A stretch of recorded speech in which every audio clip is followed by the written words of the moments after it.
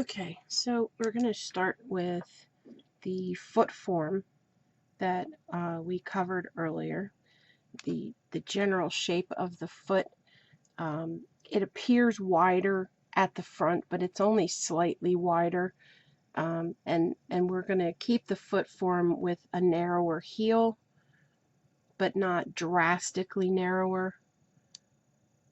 And then when we actually sculpt the toes, that front part will change shape and we'll amend it back so that it's closer to this. And you can see when you look at it from above that the arch actually makes the toes look much wider than they actually are.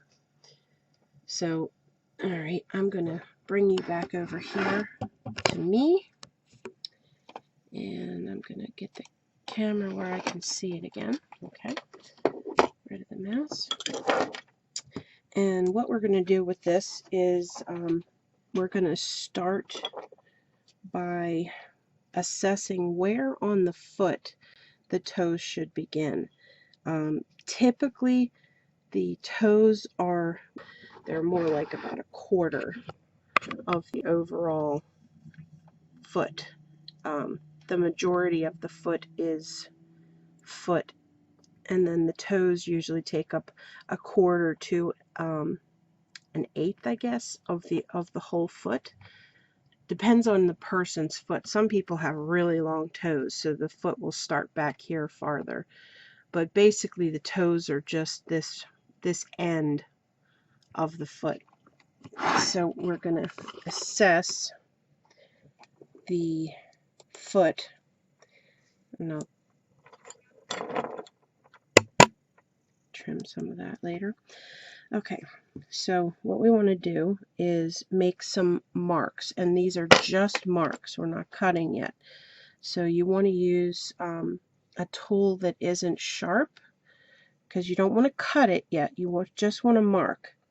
Now the big toe takes up the larger part of the foot. So you want to make a mark about where the big toe is going to be. And then the smaller toes occupy the balance of the foot. So you're going to go ahead and make a mark for each of those as well, dividing the other portion into 4 toes. Okay, that first little mark. Now the toes taper up into the foot, or rather the foot tapers down into the toes, and there's actually an indent and the toes rise from that. So you're going to indent that slightly on this side of the foot and then smooth it.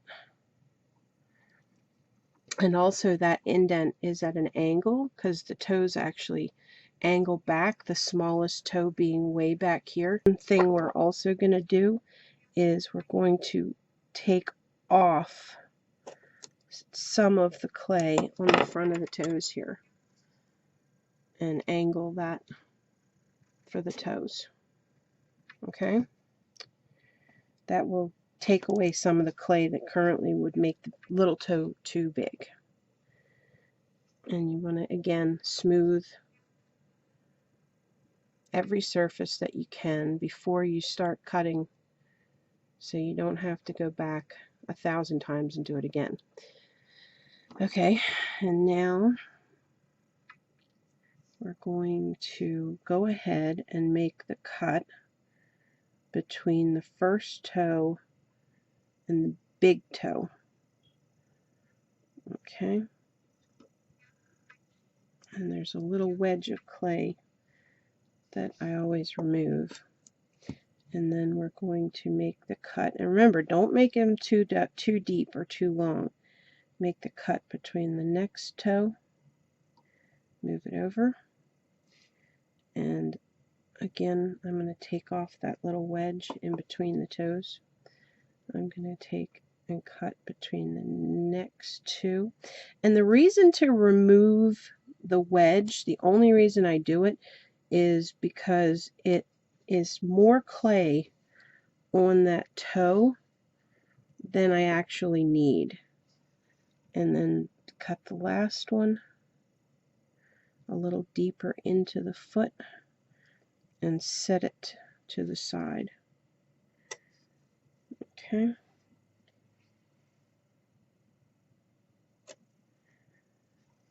Alright, now we are doing a lady's foot, so the toes are going to be a little more dainty. Alright, now what you want to do, you can use a toothpick or any kind of pointy round tool.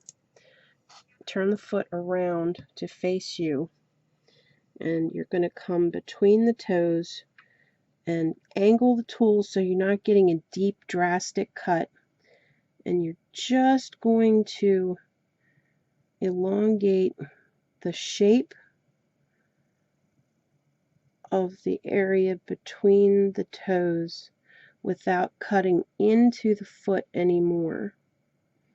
And you kind of also create a little bit of an indication of the shape of the top of the foot. The one between the big toe is a little bit wider than it is between the other toes. So you can, let me see if I can zoom in a little here.